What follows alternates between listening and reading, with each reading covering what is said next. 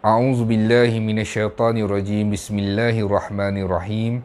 Alhamdulillahi rabbil alamin wassalatu wassalamu ala asyrafil anbiya'i wal mursalin wa ala alihi wa sahbihi ajma'in.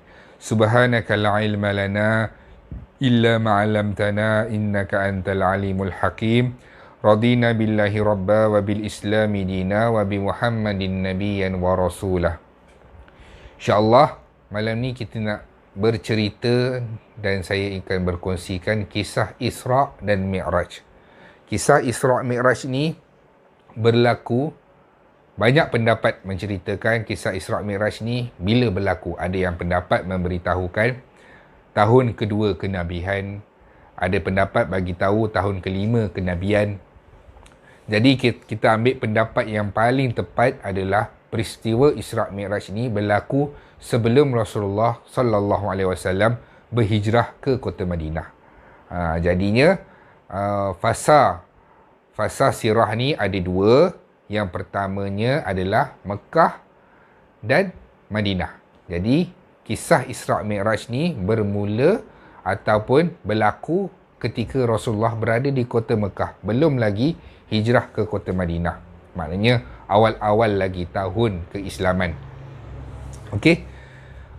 Pertamanya, keduanya, kisah Isra' Mi'raj ni yang perlu kita tahu adalah berlaku selepas peristiwa rentetan-rentetan yang menyedihkan dan ujian-ujian yang berat yang Allah Subhanahu Wa Taala beri kepada Rasulullah.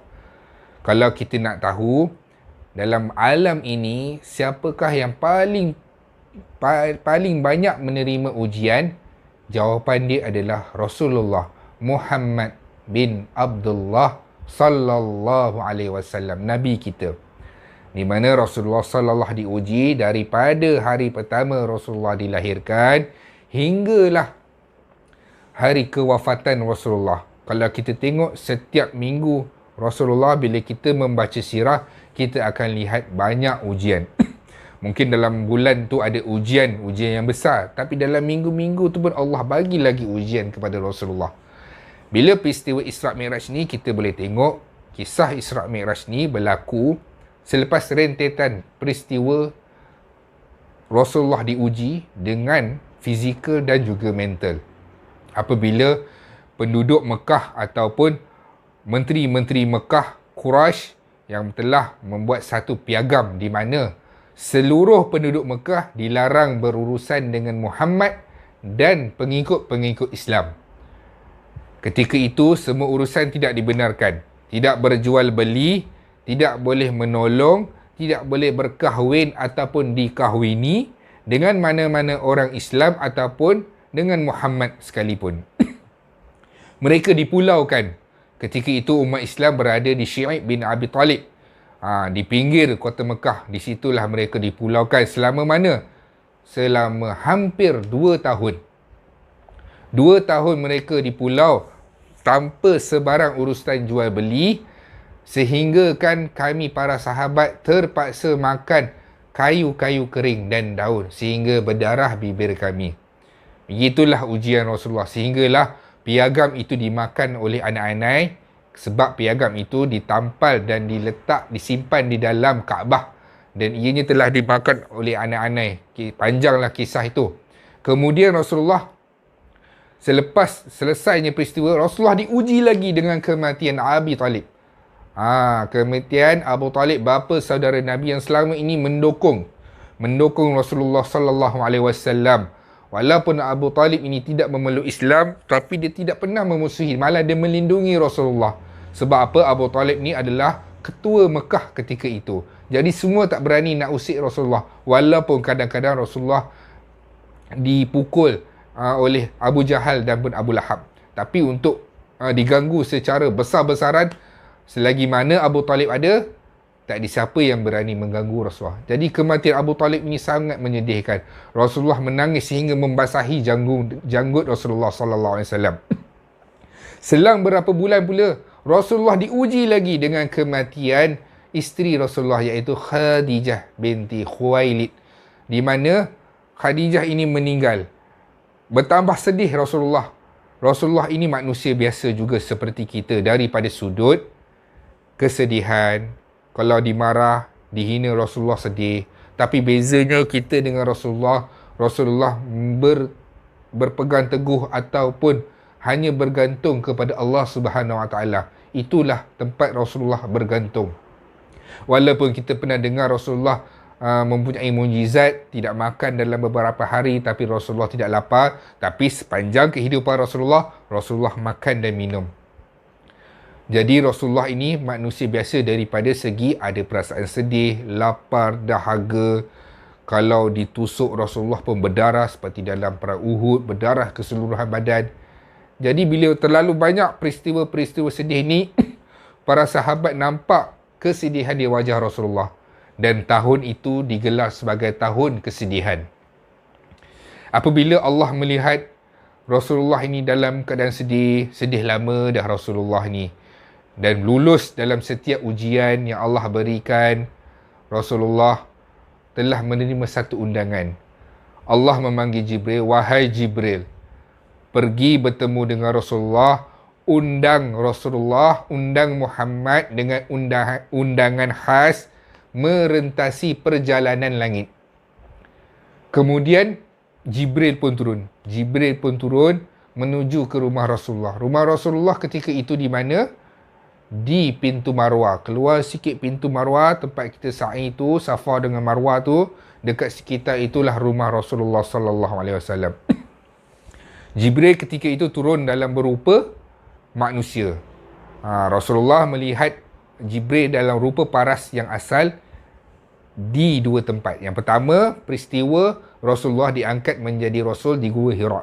Kedua, peristiwa Isra' Mi'raj yang kita ceritakan ini. Okey.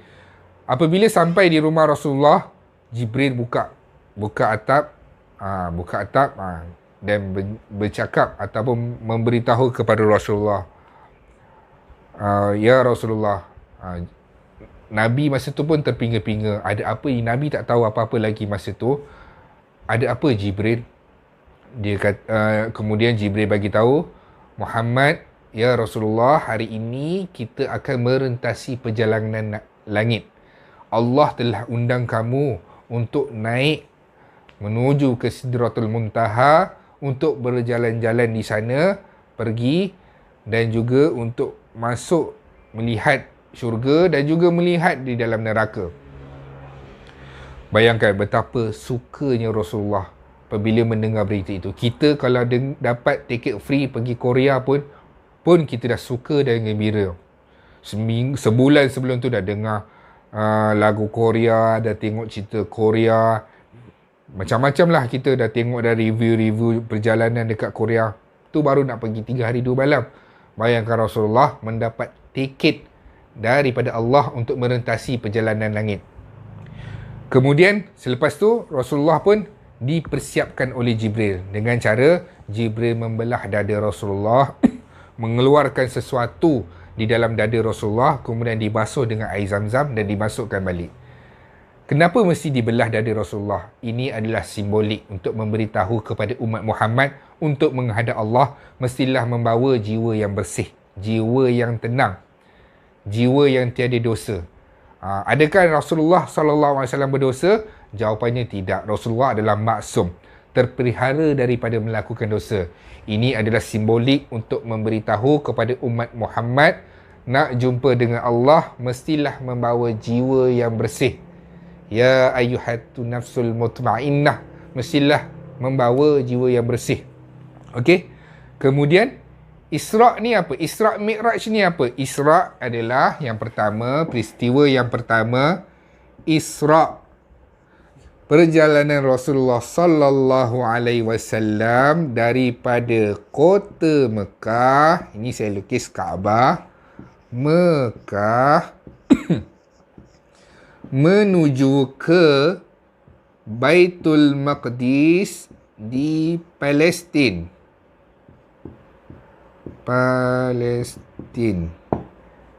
Baitul Maqdis, Mekah, Saudi.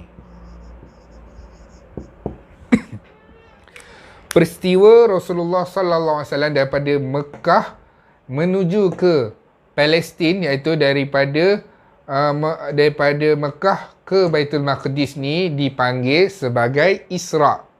Peristiwa ini kita panggil sebagai Isra', di mana ketika Rasulullah telah selesai dibelah dada dan dibersihkan oleh Jibril.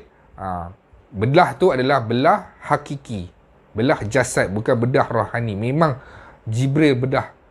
Sampaikan dah beberapa hari, dah beberapa ketika para sahabat dapat melihat kesan belahan tu, parut tu yang berada di dada Rasulullah tu, kelihatan. Dibersihkan, kemudian Jibril menawarkan kepada Rasulullah arak dan juga susu. Pada ketika itu arak ini belum diharamkan. Arak ni belum diharamkan. Jadi Rasulullah memilih susu. Kemudian Jibril puji. Bagus ya Rasulullah, bagus kamu Muhammad. Sebab apa? Kamu memilih fitrah. Susu itu adalah fitrah. Arak itu benda yang telah diubah sesuai. Kamu telah memilih fitrah. Umat kamu akan mendapat hidayah Rasulullah. Kemudian daripada Mekah ke Baitul Maqdis ni, perjalanan tu berlaku pada waktu malam. Malam. Perjalanan ni dengan menaiki apa? Dengan menaiki kenderaan yang kita panggil sebagai Buraq. Memang nama dia dalam ni Buraq. Malaikat Jibril memberitahu itu adalah namanya Buraq. Bila Rasulullah sallallahu alaihi wasallam ingin menaiki Buraq, Buraq ni dia jadi liar. Dia jadi samusui Buraq. Dia jadi liar. Dia jadi macam tak berapa syamus Buraq. Dia jadi liar. Kemudian Jibril datang dekat Buraq tu, tepuk-tepuk pojok Buraq tu, bagi tahu, wahai Buraq, kamu belum pernah ditunggangi oleh makhluk yang paling mulia yang berada di sebelah kamu ini, Muhammad ini. Kemudian segan Buraq tu. Buraq tu senyap je. Senyap, duduk, barulah Rasulullah naik. Buraq ni macam mana? Rasulullah bagi tahu Buraq ini dia kecil daripada kuda, dan dia tidaklah besar daripada keldai, dan tidaklah terlalu kecil daripada kuda. Maknanya dia sedang-sedang, dan dia memiliki sayap. Macam-macam lah orang buat kuda terbang lah dan sebagainya. Tapi Buraq ni memang wujud dia adalah kenderaan di dalam syurga nanti. Buraq ni lajunya mana dia pandang, dekat situ dia sampai. Ma'dul basar, dekat mana sejauh mata memandang perjalanan dia. Mana dia nampak tempat itu, dia sampai dekat situ. Kemudian bila dia naik dengan malaikat Jibril dan juga Rasulullah SAW menuju ke Baitul Maqdis, sampai dekat Baitul Maqdis ni, Rasulullah SAW mengikat Buraq ni dekat Baitul Maqdis. Dekat mana kita tengok tempat ikat itu, dekat tempat orang Yahudi sekarang gunakan sebagai tembok tangisan. Mereka palsukan. Dulu dekat situlah, tembok itulah para Nabi dan Rasul yang pernah Allah undang untuk menaiki Buraq. Maknanya bukan semua Nabi dan Rasul, pernah Allah undang beberapa sahaja. Dekat situlah mereka letakkan ataupun mengikat kenderaan Buraq itu. Okey. Sampai di Palestin ni, Baitul Maqdis ni, Allah mendatangkan para Nabi dan para Rasul. Dan ketika itulah Jibril memanggil Rasulullah untuk menjadi imam. Dekat situlah kita boleh, dekat situlah istilah Sayyidul Anbiya wal Mursalin. Rasulullah kita, Nabi kita, penghulu kepada para Nabi dan Rasul. Tapi tak dinyatakan solatnya apa. Tak tahu solat apa, tapi dia bagi tahu solat, mengimamkan.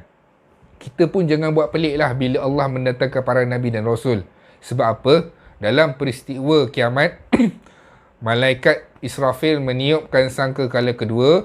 Bukan para Nabi dan para Rasul sahaja bangun, keseluruhan yang hidup, malaikat, syaitan, haiwan, manusia, semua Allah hidupkan dengan satu tiupan saja, satu saat saja. Jadi Allah nak mendatangkan itu tak ada masalah. Tak ada masalah bagi Allah. Kun fayakun, maka jadi-jadilah. Okey, selepas selesai peristiwa Rasulullah sallallahu alaihi wasallam mengimamkan tu, kemudian dah ditambat juga Burak tu dekat Baitul Maqdis. Baitul Maqdis. Kemudian barulah berlaku satu lagi peristiwa. Peristiwa Mi'raj. Mi'raj ni adalah peristiwa daripada Baitul Maqdis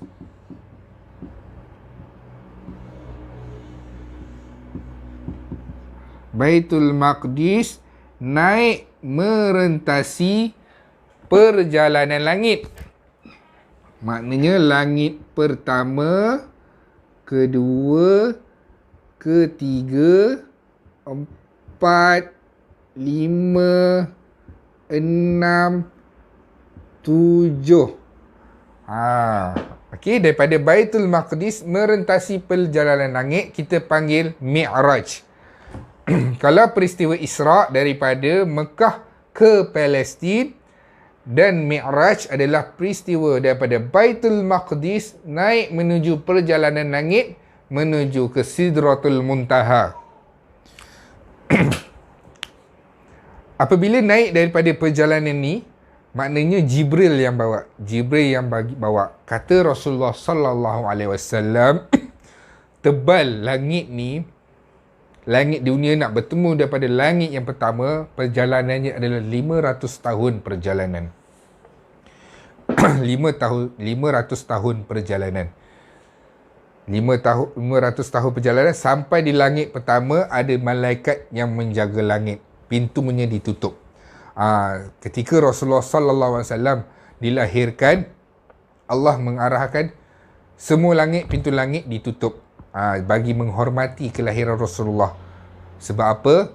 Dulu bila langit ni terbuka, semua para iblis ataupun jin ifrit yang boleh terbang tinggi, kudrat dia tinggi, boleh terbang sampai langit, dia pergi di sana untuk mendengar perbualan para malaikat, untuk mencuri berita-berita. Jadi turun ke bawah ni, yang Tok Dukun ni semua boleh tahu perkara-perkara yang perkara-perkara rahsia-rahsia ni apabila jin-jin ifrit yang kuat kudrat dia boleh naik atas. Tapi selepas kelahiran Rasulullah, setiap langit ni 1 sampai 7 ada penjaga dia. Buktinya bila sampai di langit yang pertama, ada malaikat yang menjaga.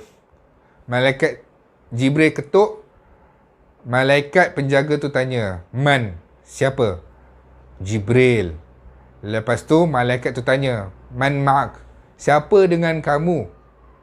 Lepas tu Jibril jawab, "Muhammad sallallahu alaihi wasallam." Kemudian malaikat tu bertanya lagi, "Ala ursil alaih? Adakah dia ini dijemput?" Adakah Rasulullah maksudnya ketat di situ. Kemudian adakah dijemput? Ya. Kemudian lepas langit pertama. Bila sampai lepas langit pertama ni, Rasulullah sallallahu alaihi wasallam berjumpa dengan Nabi Adam. Nabi Adam.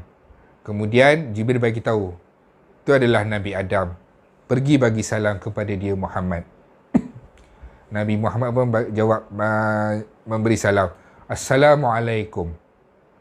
Kemudian Nabi Adam jawab, Waalaikumsalam ya bani Saleh wa Nabi Saleh.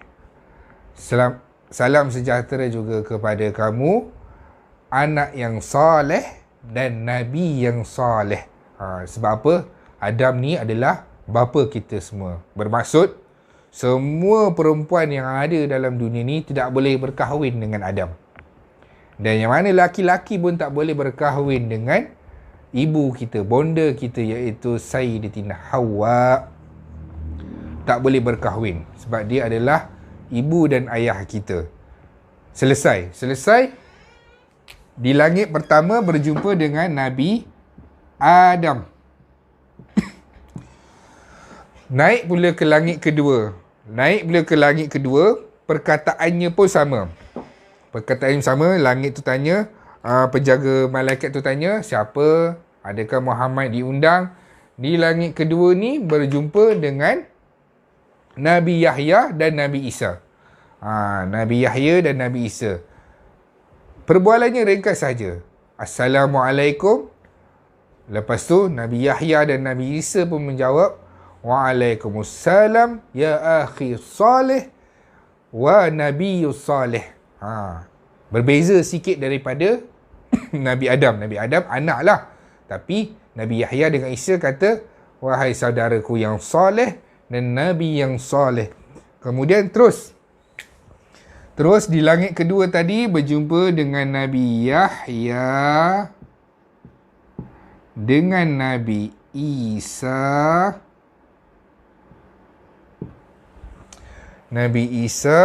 Kemudian sampai di langit ketiga. Di langit ketiga pun begitu juga. Berjumpa, bagi salam, malaikat tu tanya, siapa bersama kamu? Jibril, Muhammad. Sampai di situ, sampai di langit ketiga, Rasulullah sallallahu alaihi wasallam berjumpa dengan Nabi Yusuf. Dekat langit ketiga berjumpa dengan Nabi Yusuf. Sampai dekat Nabi Yusuf tu pun sama juga, bagi salam, jawab salam. Sampai ke langit keempat berjumpa dengan Nabi Idris. Nabi Idris di langit keempat. Saya nak kongsikan sedikit tentang Nabi Idris yang berjumpa di langit yang keempat ni. Nabi Idris ni, dia terkenal dengan Nabi yang berzikir. Apa-apa saja tindak tanduk dia, subhanallah walhamdulillah wala ilaha illallah wallahu akbar. Sebab Nabi Idris ni dia suka menjahit. Dia masuk jauh, subhanallah walhamdulillah wala ilaha illallah wallahu akbar. Sampai kan Allah puji Nabi Idris ini, Idris kami angkat kamu dekat martabat yang tertinggi, iaitu di langit keempat ni. Sebab apa? Nabi Idris ni dulu dia ada berkawan dengan malaikat. Satu hari dia beritahu hasrat dia nak berjalan-jalan menuju rentas langit. Malaikat tu membawa dia merentasi langit. Sampai di langit yang keempat ni, dia terserempak dengan malakul maut, malaikat maut. Sampai di kat sini jumpa dengan malaikat maut. Dia tanya, siapa bersama dengan kamu? Dia kata, malaikat yang bawa Nabi Idris kata, ini adalah Idris. Lepas tu malaikat maut ni pun kata, subhanallah, sesungguhnya baru tadi aku mendapat pengkhabaran yang Allah Subhanahu Wa Taala mengarahkan aku mencabut nyawa Idris, tapi di langit keempat. Macam mana aku nak mencabut nyawa manusia di langit keempat? Aku pun pening kepala, sesungguhnya Allah lah yang telah menjalankan dan mengaturkan. Jadi Nabi Idris ni wafat di langit keempat. Sebab itulah dekat dunia ni, bumi ni, kita tak akan jumpa makam ataupun perkuburan Nabi Idris. Nabi-Nabi lain insya-Allah kita boleh berjumpa, tapi Nabi Idris kita tak boleh berjumpa. Dan juga makam Nabi Isa pun kita tak berjumpa. Sebab apa? Isa bin Maryam ini belum wafat lagi. Allah telah angkat dia dan dia sekarang dia hidup di langit kedua. InsyaAllah apabila berlaku tanda-tanda kiamat yang besar, Nabi Isa akan turun. Tu panjanglah cerita dia. Okey. Seterusnya, selepas Nabi Idris naik ke langit kelima, berjumpa dengan Nabi Harun. Nabi Harun pun sama, bagi salam. Nabi bagi salam, Nabi Harun pun jawab salam. Kemudian selepas tu naik ke langit yang seterusnya, iaitu langit ke-6, bertemu dengan Nabi Musa. Nabi Musa ni lain sikit. Bagi salam, Nabi bagi salam, Nabi Musa jawab salam. Tapi nak pergi tu, Nabi Musa ni menangis. Sebab apa?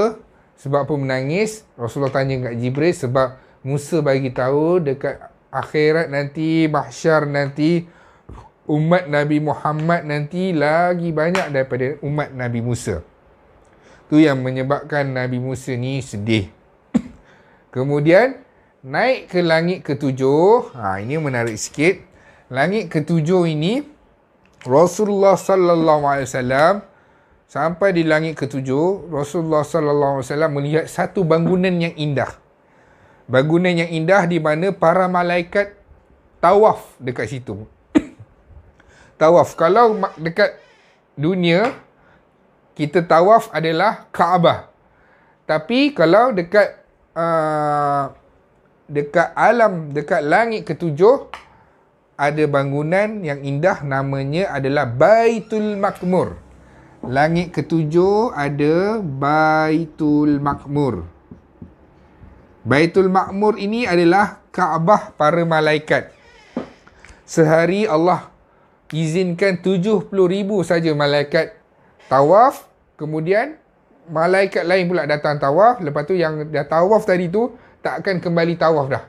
Punyalah banyak malaikat yang Allah ciptakan. Okey, itu adalah dekat langit yang ketujuh. Kemudian Rasulullah melihat ada seorang lelaki bersandar saja dekat Baitul Makmur. Lelaki tu bersandar saja dekat Baitul Makmur, tak buat apa-apa. Yang lain ada malaikat yang sibuk beribadah, bertawaf. Ada nampak malaikat yang sujud selama-lamanya. Ada malaikat yang sedang rukuk selama-lamanya. Ada malaikat, semuanya sedang sibuk beribadah. Tapi ada manusia ni elok saja duduk dekat Baitul Makmur tu, duduk bersandar pula, tak buat apa-apa.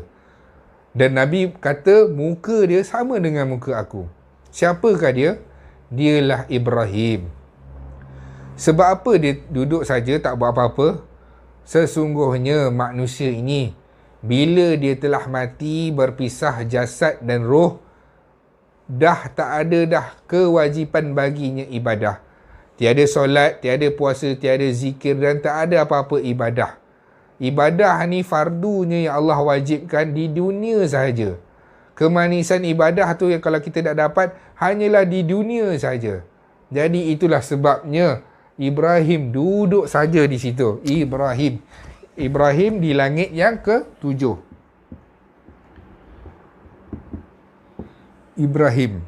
Sampai dekat Nabi Ibrahim ni, untuk menuju ke Sidratul Muntaha, Jibril kata, Muhammad, tempat aku sampai sini sahaja. Kamu yang akan teruskan perjalanan menuju Sidratul Muntaha untuk berjumpa dengan Allah Rabbul Jalal Jalaluh. Kemudian sampai Sidratul Muntaha, dalam kitab Ar-Rahiqul Makhtum kekarangan Syekh Saifuddin Abdul Rahman Mubarak Furi memberitahu jarak Rasulullah dengan Allah ketika itu lebih kurang dalam 2 busur panah. Maknanya kita susun panah tu punyalah dekat. Tapi ada dalam Quran bagi tahu malah kami dekatkan lagi. Tapi adakah Rasulullah sallallahu alaihi wasallam melihat Allah? Itu yang kita tak tahu. Luar pengetahuan kita. Adakah Rasulullah melihat Allah secara jelas? Ada pendapat mengatakan ya, ada pendapat tidak mengatakan yang bahawa melihat Allah secara fizikal. Tapi yang pasti pendapat yang kita boleh pegang adalah Rasulullah menghadap Allah. Untuk apa? Ini yang cerita. Inilah peristiwa kemuncak, peristiwa Isra' dan Mi'raj. Iaitu Allah Subhanahu Wa Ta'ala mengurniakan kepada Rasulullah dan umat-umat dia kefarduan solat sebanyak 50 waktu. 50 waktu sehari semalam. Sepatutnya kita kena solat 50 waktu sehari semalam. Sebab apa menjadi 5 waktu? Saya akan ceritakan. Selepas menerima kewajipan solat 50 waktu sehari semalam, Rasulullah pun turun balik semula. Sebab apa? Dah nak balik. Okey? Dah nak balik sebab apa? Sebelum tu dah pergi dah jalan-jalan syurga. Saya tak akan ceritakan sebab apa? Dia akan jadi lagi panjang. Tapi saya akan ambil satu cerita. Cerita apabila di syurga Rasulullah sallallahu alaihi wasallam bau wangi-wangian yang semerbak harum. Rasulullah bertanya kepada Jibril, dalam syurga ni, bau apa ni? Inilah bau Masyitah dan anak-anaknya. Maknanya tukang sisir rambut anak Fir'aun, Masyitah dengan anak-anak dia. Sebab apa bau seharumnya? Kita tengok pengorbanan dia. Apa yang dia korbankan. Waktu dia sisir rambut anak Fir'aun, sikat tu jatuh. Kemudian Masyitah ni jawab, Allah. Kemudian anak Fir'aun ni tanya kepada Masyitah, Allah, Abi? Dia kata, Allah tu adakah ayah aku? Dia kata, bukan. Rabbi wa rabbuku abiki. Dia kata, Tuhan aku adalah Allah dan Tuhan bapa kamu pun adalah Allah. Dan Tuhan kamu pun adalah Allah. Punyalah berani Masyitah. Boleh cakap macam tu. Kemudian dipanggil. Dia bagi tahu, aku laporkan kepada ayah aku. Dia pun laporkan kepada ayah dia, Fir'aun. Fir'aun pun bagi tahu, betul kau ada Tuhan selain aku? Lepas tu, Masyitah pun bagi tahu jawapan yang sama. Tuhan aku adalah Allah dan Tuhan kamu pun adalah Allah. Kemudian, disiapkannya satu tempat penyiksaan, periuk yang besar, dalamnya dimasakkan dengan minyak. Kemudian dia nak seksa Masyitah ni. Kemudian dia panggil, bukan ada anak ke? 5 orang. Panggil sekali semua-semua anak tu 5 orang. Panggillah sekali anak Masyitah. Kamu masih lagi nak kekal dengan ajaran Musa? Masyitah jawab, ya. Dimasukkan anak dia nombor 1, nombor 2, nombor 3, nombor 4, sampai anak yang kelima yang dalam yang dia kendongkan itu, Masyitah teragak-agak. Bukan sebab dia takut, tapi dia kasihkan dengan bayi itu. Jadi Allah takdirkan bayi itu boleh bercakap. Dia kata, wahai ibuku, sesungguhnya kamu dalam jalan yang benar. Terjunlah wahai ibuku. Jadi Masyitah pun berlari dan masuk ke dalam periuk yang panas tu. Maka syahidlah mereka. Jadi Allah memberi ganjaran syahid. Dan bau wangi itu yang daripada syurga itu adalah bau Masyitah yang Rasulullah bau itu. Itu adalah salah satu kisah daripada kisah yang panjang bila Rasulullah SAW ronda di dalam syurga dan juga di dalam neraka. Di dalam neraka Rasulullah melihat penyiksaan orang yang berzina, penyiksaan orang yang memakan riba, dan melihat muka wajah Malik yang tidak pernah senyum, dan melihat macam-macam yang telah Allah tunjukkan ke Rasulullah SAW. Jadi bila on the way balik ni, bila perjalanan balik ni bertemu dengan Nabi Musa, Nabi Musa tanya. Nabi Musa ni dia terkenal dengan orang yang suka kebaikan untuk orang lain. Nabi Musa, dia tanya Muhammad, wahai Muhammad, berapa fardu Allah bagi kepada umatmu? Nabi Muhammad jawab, 50 waktu. Nabi Musa pun jawab, wahai Muhammad, 50 waktu umat kamu tidak akan mampu Muhammad. Pergilah, irji ila Rabbi. Naiklah berjumpa dengan Tuhan kamu untuk minta pengurangan. Rasulullah pun memandang Jibril. Jibril pun memberi isyhad, okey, kalau itu yang kamu mahu, menghadaplah mereka bertemu dengan Allah sekali lagi. Dan Allah pun turun, dan Allah pun memberitahu, dan Nabi pun turun semula. Kemudian bertemu lagi dengan Nabi Musa. Nabi Musa tanya berapa waktu? Dah jadi 40 waktu. Pergi Rasulullah naik. Rasulullah ni tak tahan. Ketahuilah bahawa pengurangan yang Rasulullah sallallahu alaihi wasallam minta pada Allah itu bukanlah untuk Rasulullah, tapi untuk umat dia. Sebab Rasulullah tak tahan bila sebut umat kamu tak mampu, umat kamu tak mampu. Rasulullah tebalkan muka bertemu dengan Allah. Kita kalau bertemu dengan bos pun dah tebal muka, bertemu dengan pengarah pun dah tebal muka. Ini pula bertemu dengan Tuhan sekalian alam untuk minta kurang. Rasulullah pun pergi berjumpa dengan Allah untuk minta kurang. Sampailah jumlahnya menjadi angka 5. Angka 5. Nabi Musa kata, berapa? Rasulullah kata 5 waktu. Kemudian Nabi Musa kata, umat kamu pun takkan mampu Muhammad dengan 5 waktu itu. Pergi menghadap Allah ya Muhammad. Nabi Musa ni, dia cakap tu berdasarkan pengalaman dia mentadbir kaum Bani Israel yang ramai, yang gagah. Dia kata, umat kamu takkan mampu. Umat aku yang hebat ni pun, yang kuat ni pun tak mampu. Ini kan pula umat kamu Muhammad. Jadi Nabi bila dengar tu, dah 5 waktu dah. Nak minta kurang lagi. Allah rakamkan perkataan Nabi ni. Allah rakamkan, bagi tahu yang Nabi sebut dekat Nabi Musa ni, istahyaitu min Rabbi. Wahai Musa, aku pun tahu malu nak berjumpa dengan Tuhan aku. Ni dah jadi 5 dah ni. Allah bagi 5 waktu solat, tapi pahala Allah bagi setiap waktu tu bersamaan dengan 10. Maknanya sama je ganjaran 50 waktu. Hari ni baru kita tahu yang selama ni kita solat 5 waktu sehari semalam, pahala yang Allah bagi sama dengan 50 waktu. Betapa Allah sayang kasihkan umat Nabi Muhammad ni. Buat 5 saja tapi ganjarannya tetap 50 seperti yang mula-mula Allah fardukan. Cubalah kalau kita bayangkan 50 waktu yang Allah bagi tu, mampu tak kita nak solat?